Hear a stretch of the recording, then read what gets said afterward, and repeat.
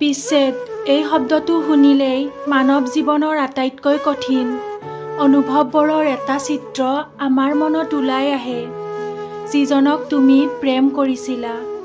আহকচোন ভিডিঅ'টি শেষলৈকে চাওঁ। যিজনৰ সৈতে তুমি জীৱনৰ প্ৰতিটো মুহূৰ্ত ভাগ বতৰা কৰিবলৈ বিচাৰিছিলা, সেইজনেই যেতিয়া এদিন নীৰৱ হৈ তোমাক এৰি যায়, তেতিয়া এটা মানুহৰ ভিতৰত যি ভাঙনি, যি শূন্যতা, সেই বৰ্ণনা কৰিব পৰা শব্দ কোনোখন অভিধানতেই নাই। কিন্তু এই বিচ্ছেদেই জীৱনৰ আটাইতকৈ ডাঙৰ শিক্ষক।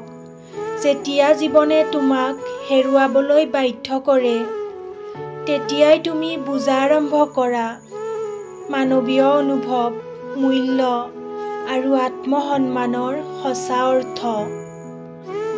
বিচ্ছেদ মানে কেৱল প্ৰেম হেৰুৱা নহয়, ই মানে এটা নতুন জন্ম, এটা মৰা আশা, এটা নষ্ট স্বপ্নৰ মাজেৰে নতুন আশা আৰু নতুন পথৰ সন্ধান। প্ৰেমৰ সময়ত মানুহে নিজৰ সকলো অনুভৱ, সকলো উৎসাহ, সকলো বিশ্বাস আনৰ হাতত দি দিয়ে। কিন্তু যেতিয়া সেই ব্যক্তিয়ে তোমাক ভাঙি দিয়ে, সেই ভাঙনিৰ মাজত এটা নতুন তুমিৰ জন্ম হয়, যিজন বেছি সাৱধান, বেছি দৃঢ় আৰু বেছি বুজাবুজিৰ মানুহ হৈ ওলায়। বিচ্ছেদে আমাক শিক্ষা দিয়ে যে যি মানুহে তোমাৰ জীৱনত থাকিব খোজে, সি কেতিয়াও তোমাক এৰি যাব নোৱাৰে, আৰু যিজনে এৰি যায়, তেওঁ তোমাৰ ভাগ্যতেই নাছিল। এই উপলব্ধিটো অত্যন্ত কঠিন। প্ৰথমতে মনে মানিব নিবিচাৰে। মনে ভাবে, হয়তো মই ভুল কৰিছোঁ, হয়তো সি ঘূৰি আহিব, হয়তো মোৰ হাঁহি, মোৰ মৰমেই তেওঁৰ মন পুনৰ ঘূৰাই আনিব। কিন্তু সময়ে দেখুৱাই দিয়ে, সকলো হয়তোৰ অন্তত কেৱল এটাই সত্য থাকে, সি গ'ল, সি তোমাৰ বাবেই গ'ল। এই বেদনাটো তেতিয়াই শক্তিত পৰিণত হয়, যেতিয়া তুমি সিদ্ধান্ত ল'বা যে মই মোৰ জীৱনলৈ আগবাঢ়িম। কাৰণ জীৱন কোনো এজনৰ বাবে ৰৈ যাব নালাগে। যিজনে তোমাৰ মূল্য নাজানে, তেতিয়াই তোমাৰ মূল্য তুমি নিজেই বুজিব লাগিব।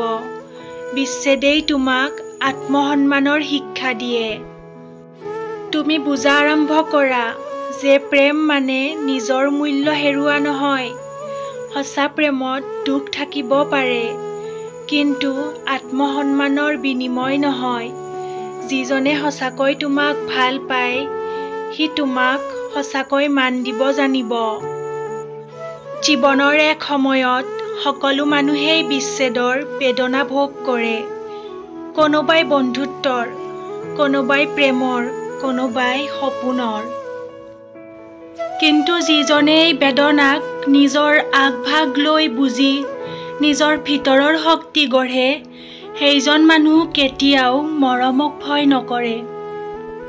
কাৰণ মৰমৰ অন্তত দুখ থাকিব পাৰে, কিন্তু সেই দুখেই মানুহক মানুহ কৰি তোলে।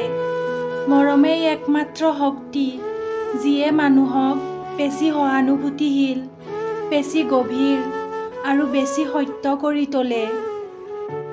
এজন মানুহে যেতিয়া নিজৰ হৃদয় ভঙা দেখা পায়, সি আনৰ বেদনা বুজিব পাৰে।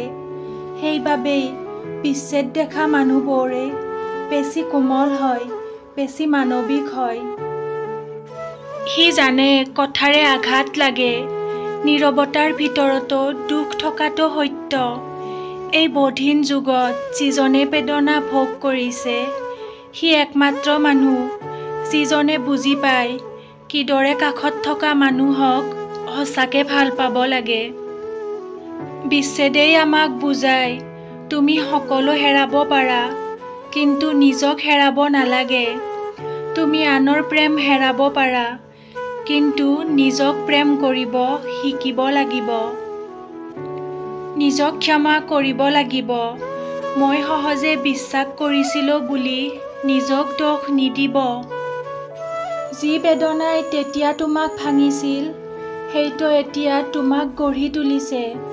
যি মানুহে তোমাক ত্যাগ কৰিছিল সেইজনৰ নাম শুনিলেও এতিয়া তুমি কষ্ট নোপোৱা, কাৰণ তুমি বুজা আৰম্ভ কৰিছা যে সেইজনৰ যাত্ৰা তোমাৰ পথৰ অংশ আছিল, কিন্তু তোমাৰ গন্তব্য নহয়। যিজন মানুহে বিচ্ছেদৰ মাজেৰে নিজৰ আত্মাক পুনৰ গঢ়ে, সি মানুহৰ জীৱনৰ সকলো দুখ সহ্য কৰিবলৈ সক্ষম হয়। সেইজনে জানে যে হেৰুৱা মানেই শেষ নহয়। সেইজনে জানে বেদনাৰ মাজতো আশা থাকিব পাৰে। বিচ্ছেদে শিক্ষা দিয়ে, শক্তি পোৱা মানুহে মৰমক ভয় নকৰে। এইটো কেৱল এটা বাক্য নহয়, ই এটা জীৱনৰ সত্য।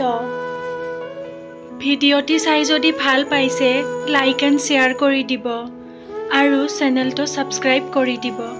Thank U.